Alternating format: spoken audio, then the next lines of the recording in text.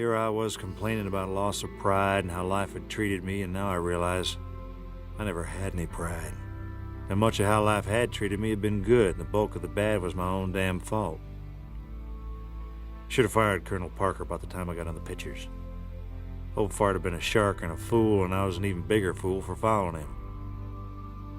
If only I had treated Priscilla right. If I could have told my daughter I loved her. Always the questions, never the answers. Always the hopes, never the fulfillments.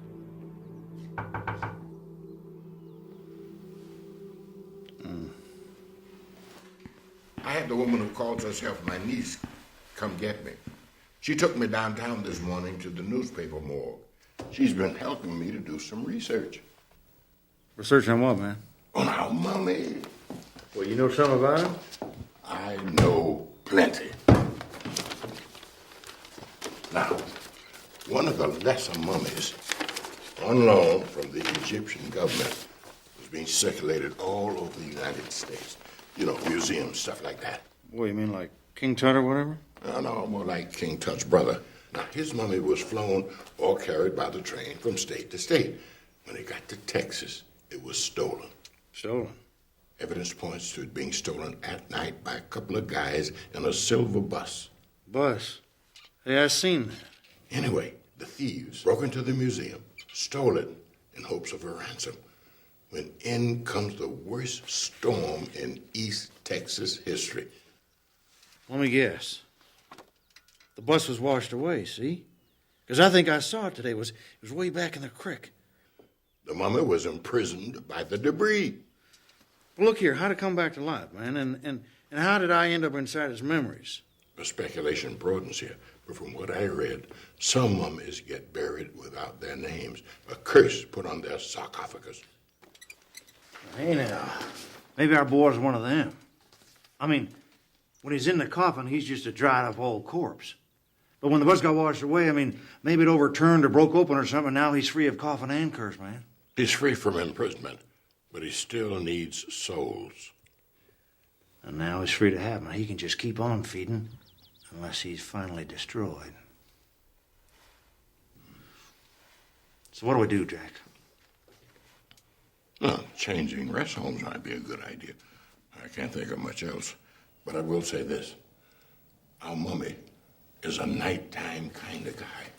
So, I'm going to go and sleep now. Set my alarm for just before dark. Then I can get myself a couple of cups of coffee. Damn straight. Comes in here tonight, I don't want him slapping his lips on my asshole. Yes. Consider it. He's got the proverbial bird's nest on the ground here.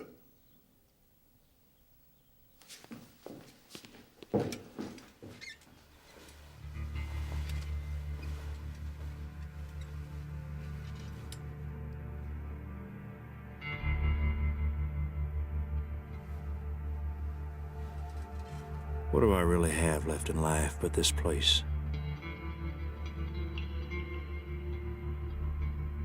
It ain't much of a home, but it's all I got.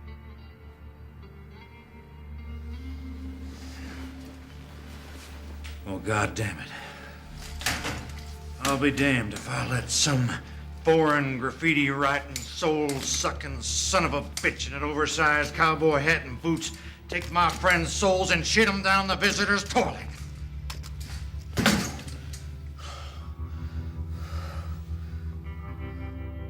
In the movies, I always played heroic types.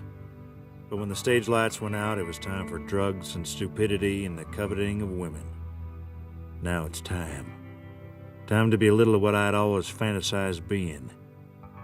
A hero.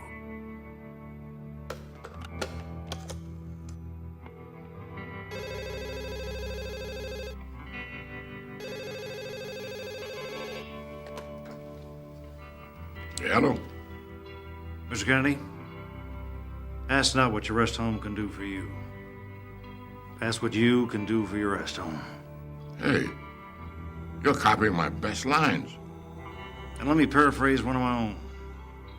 Let's take care of business. Just what are you getting at, Elvis? I think you know what I'm getting at, Mr. President. We're gonna kill us a mummy.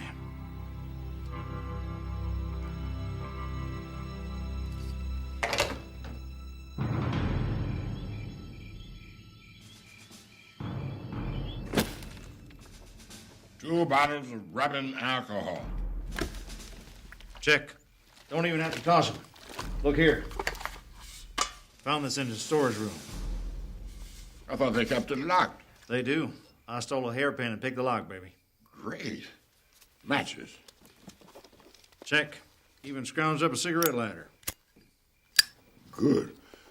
Uniform. Oh. Big check on that, baby. Well, I got a nice pair of shoes to go with this. Check.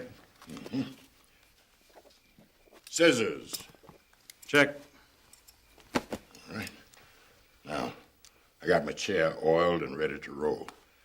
That's good, man. We could use some wheels. And I picked some words of power from my book of magic. I don't know if they'll stop a mummy, but they're supposed to ward off evil. I wrote them down, one for each of us. Well, we use what we got, baby. All right, now, 2:45 a.m., we hook up right back here.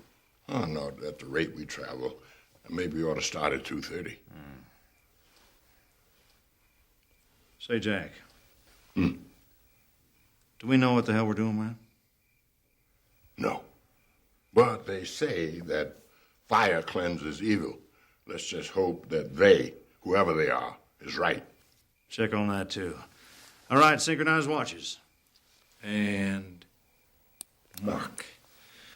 Now, the two key words for tonight are caution and flammable.